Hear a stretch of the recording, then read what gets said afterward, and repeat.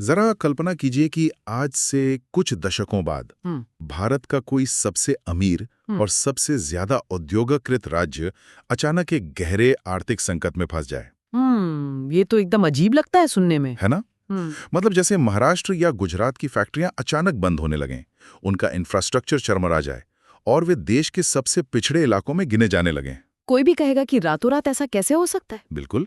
लेकिन इतिहास में बिल्कुल ऐसा ही हुआ है, और वो भी भारत के उस प्रांत के साथ जो कभी इस पूरे उपमहाद्वीप का सबसे बड़ा इंडस्ट्रियल पावर हाउस था। हम बात कर रहे हैं बंगाल की। और यही बात इस केस को इतना दिलचस्प बनाती है। जब हम किसी अर्थव्यवस्था को गिरते हुए देखते हैं तो हमारी पहली प्रतिक्रिया यही होती है कि शायद हाल ही में कोई खराब राजनीतिक फैसला लिया गया होगा। हाँ, लोग अक्सर किसी एक सरकार को दोष देते हैं। बिल्कुल, लेकिन बंगाल के इस आर्थिक पतन के पीछे जो कारण है वे किसी एक सरकार या एक दशक की कहानी नहीं है। ये सदियों से चले आ रहे औपनिवेशिक शोषण, अजीबो-गरीब राष्ट्रीय नीतियों और कुछ बहुत ही भयानक संरचनात्मक कमियों का एक जटिल जाल है। सही कहा। आज की हमारे इस डीप डाइव के लिए मैंने कुछ बहुत ही विस्तृत ऐतिहासिक दस्तावेजों, इकोनॉमिक रिसर्च पेपर्स और नीतिगत विश्लेषण को खंगाला है। और इन स्रोतों के आधार पर इस चर्चा का उद्देश्य यही है कि श्रोताओं को ये समझाया जाए कि ये तबाही कैसे आई। बिल्कुल। जो तस्वीर उभर कर सामने आती है वो सच में रोंगटे खड़े कर देने वाली है। ये पतन रातों रात नहीं हुआ, ये एक स्लो मोशन ट्रेन क्रैश था। एकदम सही। ठीक है, आइए इसे विस्तार से समझते हैं। पतन की जड़ों को समझने के लिए हमें शुरुआत में औपनिवेशिक काल के उस दौर में जाना होगा जहां से संपत्ति का निष्कर्षण शुरू हुआ था। हाँ, जहां से सब कुछ बिगड़ना शुरू हुआ। मैंने इन रिसर्च पेपर्स में बार बार एक शब्द पढ़ा है, ड्रेन ऑफ वेल्थ या धन की निकासी। क्या ये सिर्फ टैक्स वसूलने का एक तरीका था? नहीं, ये सिर्फ टैक्स वसूलना नहीं था, ये पूरी तरह से एक संस्थागत लूट थी। इसे समझने के लिए हमें ईस्ट इंडिया कंपनी के इन्वेस्टमेंट सिस्टम को देखना होगा। अच्छा। 1765 में जब अंग्रेजों को बंगाल के दीवानी अधिकार मिले, मतलब टैक्स वसूलने का अधिकार, तो उन्होंने एक ऐसा मॉडल तैयार किया जो शायद सबसे क्रूर था। उन्होंने बंगाल के लोगों से जो टैक्स वसूला, उसी पैसे का इस्तेमाल करके बंगाल के ही कारीगरों और किसानों से सामान खरीदा।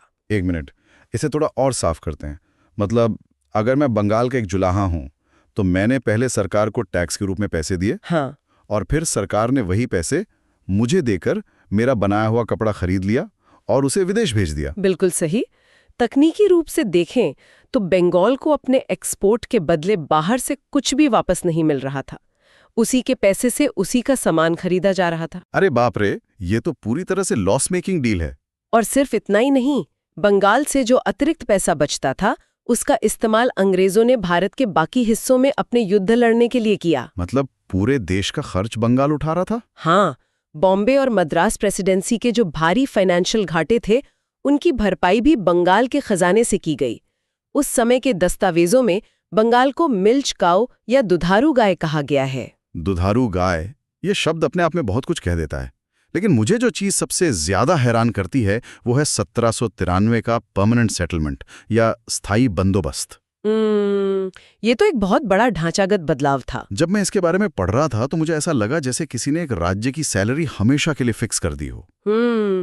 अगर आपकी सैलरी आज तय कर दी जाए और अगले 200 सालों तक न बढ़े, जबकि महंगाई आसमान छू रही हो, तो आप अपने टूटते घर की मरम्मत कैसे करेंगे? इस कानून ने बंगाल के भविष्य के विकास को कैसे पंगु बना दिया। इस सैलरी फिक्स वाले सादृश्य ने इस पूरी नीति का साल पकड़ लिया है। 1793 में अंग्रेजों ने तय किया कि जमींदार उन्हें हर साल एक निश्चित रकम टैक्स के रूप में देंगे और ये रकम हमेशा के लिए फिक्स कर दी गई।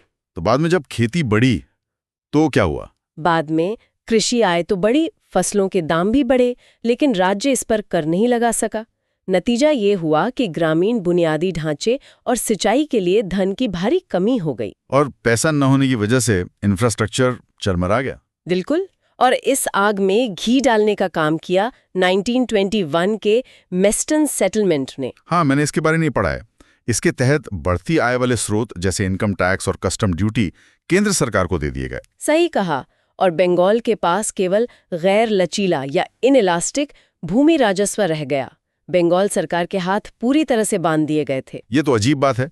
एक तरफ राज्य का खजाना खाली है, लेकिन दूसरी तरफ हम सुनते हैं कि उसी दौर में बंगाल में एशिया की सबसे बड़ी जूट मिलें लग रही थीं, कोयले की खदानें चल रही थीं। हाँ, ये विरोधाभास बहुत गहरा है। तो जब ग्रामीण अर्थव्यवस्था चरमरा रही थी तो इन विशाल कारखानों को वास्तव में कौन चला रहा था? यहाँ जो बात सबसे अधिक रोचक है वो ये है कि शुरुआती दौर में जूट, चाय और कोयला खदानों जैसे निर्यात उन्मुख उद्योगों पर पूरी तरह से यूरोपीय कंपनियों का एकाधिकार था। अच्छा, तो स्थानीय लोगों के पास कोई मौका ही नहीं था। बिल्कुल, उन्होंने स्थानीय बंगाली पूंजीपतियों के उभरने के रास्ते ही बंद कर दिए थे। लेकिन जब यूरोपीय कंपनियों का दबदबा कम हुआ तब क्या हुआ? मैंने पढ़ा है कि बाद में मारवाड़ी और अन्य गैर बंगाली व्यापारियों ने इस जगह को भरा। हाँ, उन्होंने इस जगह को भरा और बंगाल में अपार संपत्ति भी जमा की।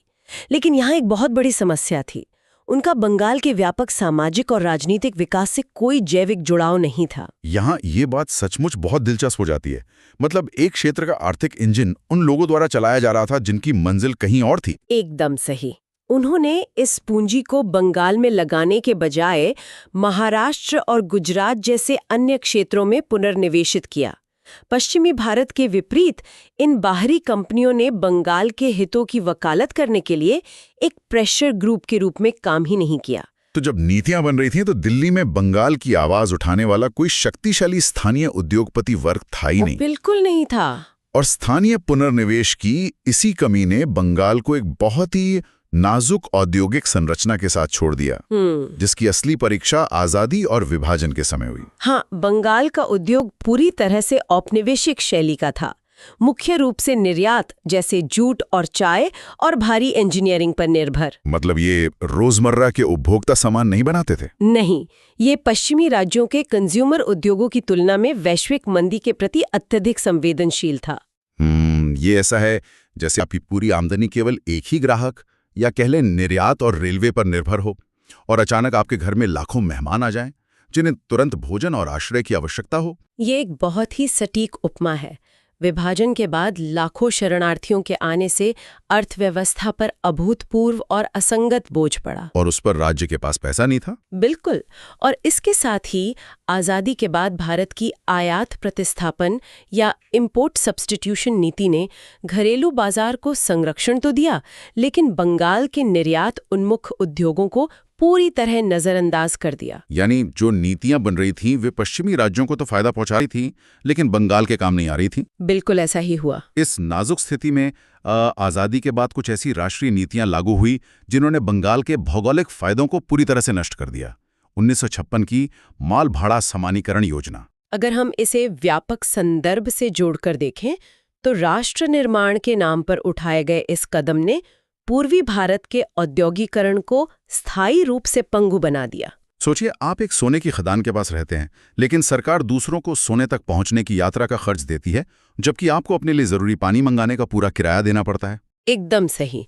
1956 की इस माल भाड़ा समानीकरण योजना या FES के तहत कोयला, लोहा और स्टील जैसे खनिजों के परिवहन पर भारी सब्सिडी दी गई, ताकि पूरे देश में उनकी कीमतें समान रहें। हाँ, इसने बंगाल और बिहार के भौगोलिक लाभ जो खदानों के पास होने का फायदा था, उसे पूरी तरह खत्म कर दिया।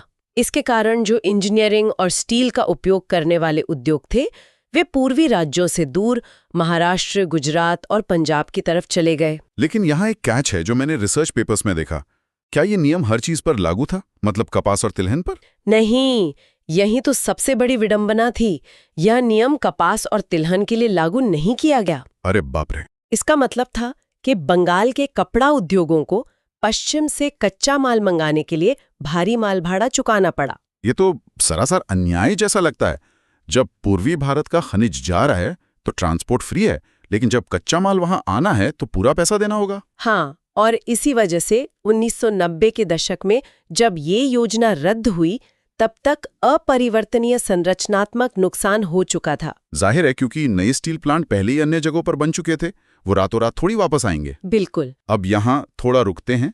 श्रोताओं को स्पष्ट रूप से याद दिलाना जरूरी है कि इस चर्चा में हम जो भी तथ्य प्रस्तुत कर रहे हैं वे मूल स्रोतों और ऐतिहासिक दस्तावेजों पर आधारित हैं। हाँ, हमारा उद्देश्य सिर्फ तथ्यों को सामने रखना है। बिल्कुल।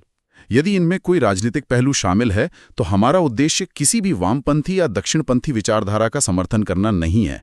हम केवल स्रोत सामग्री में निहित आर्थिक और ऐतिहासिक विचारों को निष्पक्ष रूप से सामने रख रहे हैं। ये स्पष्टीकरण बहुत जरूरी है। तो इसी निष्पक्षता के साथ बाहरी नीतियां विनाशकारी तो थीं, लेकिन राज्य के अपने आंतरिक प्रशासन का क्या है?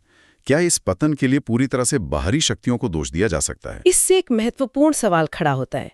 क्या हम पूरी तरह से दूसरों को दोष दे सकते हैं जब घर का ही बजट इतनी बुरी तरह बिगड़ा हुआ था? तो इस सब का असल मतलब क्या है?